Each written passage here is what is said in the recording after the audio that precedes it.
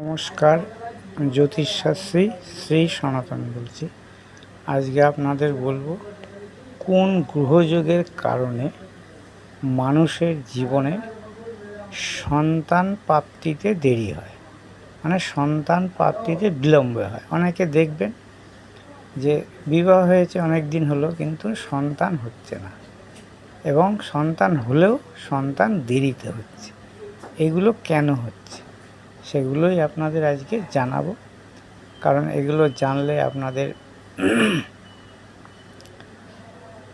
যে যাদের নিজের কুণ্ডলী আছে তারা বুঝতে পারবে যে আমার সন্তান কেন দেরিতে হচ্ছে। এবং যারা জ্যোতিষ শিখছে বা জ্যোতিষ শিখতে আগ্রহী বা জ্যোতিষ নিয়ে আলোচনা করে বা জ্যোতিষ নিয়ে তাদের প্র্যাকটিস করছে বা নতুন নতুন জ্যোতিষ শিখছে বা নতুন জ্যোতিষ প্র্যাকটিস করছে, তাদের পক্ষে এই ভিডিওগুলো কিন্তু খুবই ভালো হবে বা উপকারে লাগবে। কারণ শিক্ষার শেষ নেই, শিক্ষা যত লাভ করবে তত তার অভিজ্ঞতা বাড়বে এবং শিক্ষা মানুষের জীবনকে উন্নতির দিকে নিয়ে যায়। তা আজকে আমার মোবাইল নম্বর হচ্ছে 9333828747। এই দেখুন আমার মোবাইল নম্বর। আমার সঙ্গে যোগাযোগ করতে হলে অবশ্যই এই নম্বরে যোগাযোগ করবেন। সমস্ত বিষয়ের উপর যে কোনো সমস্যা সমাধান অবশ্যই করে থাকি, স্বল্প মূল্যে সঠিক উপায়ে সঠিক গ্রহরত্ন নির্বাচন করে তবেই আপনার প্রতিকার করা হয়। কারণ অনেকগুলো পাথর দিলেই যে বা অনেকগুলো স্টোন দিলেই যে আপনার সমস্যা দূর হবে, আর একটা স্টোন দিলেই যে সমস্যা দূর হবে না, তা কিন্তু নয়। যেই গ্রহটা আপনার জীবনে সবচেয়ে বেশি সমস্যা সৃষ্টি করছে সেই গ্রহের প্রতিকার করলেই আপনার সমস্যাগুলো দূর হয়ে যাবে। সেই প্রতিকার করাটাই সবচেয়ে দুঃসাধ্যের কাজ। এবং আজকাল তো দেখছেন বেশিরভাগ জ্যোতিষের কাছে গেলেই নানা রকম পাথর ধরিয়ে দিচ্ছে।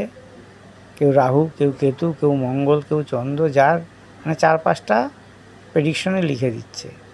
তাতে কি অনেকে দেখা গেল কোনো উপকারই পাচ্ছে না, অনেক দামি দামি পাথর নিয়ে উপকার হচ্ছে না। তার কারণ হচ্ছে আসল যে সমস্যার সৃষ্টি করছে তার হয়তো প্রতিকার দেয়নি, অন্য অন্য গ্রহে প্রতিকার দিয়ে আছে, সেই জন্যই তার সমস্যা সমাধান হচ্ছে না।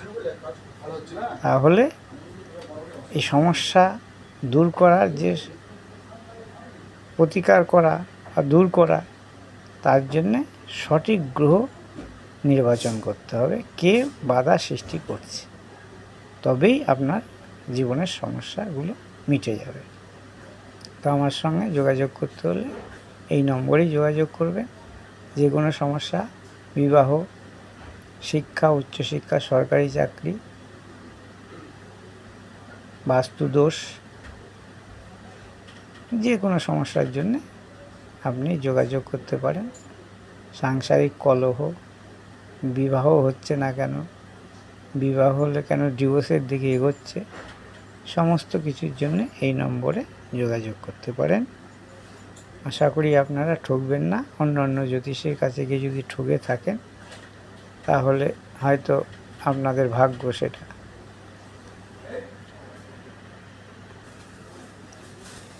আজকে আপনাদের বলবো যে সন্তান লাভে কেন দেরি হয় বা বিলম্ব হয়। দেখুন আজকের এই ভিডিওটি, ধরুন কারো লগ্ন হচ্ছে মঙ্গল, এই লগ্ন হচ্ছে মেষ, লগ্ন মেষ, এই দেখা লগ্ন মেষ, মঙ্গল বা লগ্নপতি মঙ্গল, সে যদি তুঙ্গস্থ হয়, এই দেখুন এই তুঙ্গস্থ, মঙ্গল মকরে তুঙ্গস্থ হয়, এখানে যদি মঙ্গল থাকে অষ্টম ভাগবতে, তাহলে এই অষ্টম ভাগবত হচ্ছে এইটা, তুলা বৃশ্চিক অষ্টম ভাগবত। এতে যদি রবি শনি যুক্ত হয়, যদি রবি শনি যুক্ত হয়, রবি শনির দৃষ্টি থাকে, রবি শনির দৃষ্টি থাকে, যুক্ত দেখালাম, দৃষ্টি কীরকম, ধরুন রবি এখানে রইল, শনি এখানে রইল, তাহলে রবির দৃষ্টি এখানে পড়ছে, শনির 3য় নম্বর দৃষ্টি এখানে পড়ছে। এখানে রবি রইল, রবির দৃষ্টি এখানে পড়বে বৃশ্চিকে, বিষ থেকে। শনিদেব যদি এখানে থাকে তার 3য় দৃষ্টি এখানে পড়বে। যদি এটা না থাকে, আর যদি এটা থাকে তাহলে তো দৃষ্টির কোনো প্রয়োজন নেই। তাহলে এবং এতে যদি শুভ গ্রহ দৃষ্টি থাকে, শুভ গ্রহ ধরুন এখানে বৃহস্পতি অবস্থান করছে এখানে, তাহলে 1 2 3 4 5 পঞ্চমে যদি শুভ গ্রহের দৃষ্টি থাকে, তাহলে জাতক বা জাতিকার কিন্তু বিলম্বে সন্তান লাভ হবে। সন্তান লাভ বিলম্বে বলতে দেরিতে হবে। এই হচ্ছে গিয়ে 1 নম্বর। 2 নম্বর হচ্ছে, আপনারা মুছে দিচ্ছি, মুছে দিলে বুঝতে সুবিধা হবে।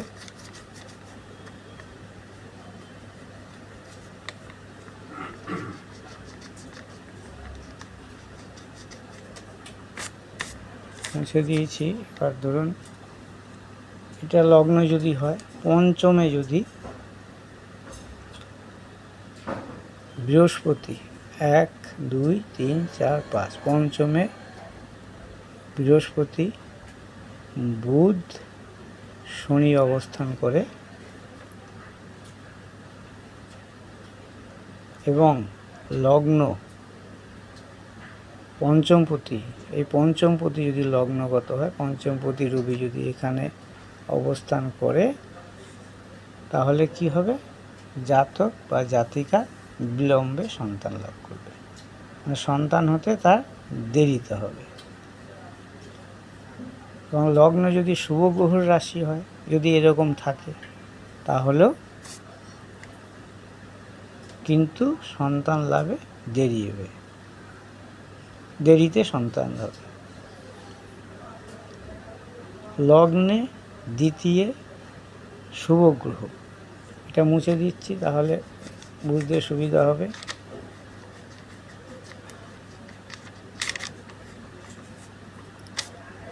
লগ্নে শুভ গ্রহ যেমন বৃহস্পতি রইল, 2য় শুভ গ্রহ শুক্র রইল, 3য় পাপ গ্রহ 1 2 3 3য় পাপ গ্রহ শনি অবস্থান করল,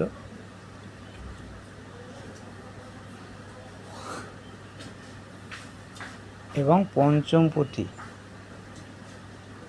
শুভ রাশিগত হইল 1 2 3 4 5 পঞ্চমপতি ধরুন এখানে অবস্থান করল, শুভ রাশিগত বলতে ধনুতে অবস্থান করল।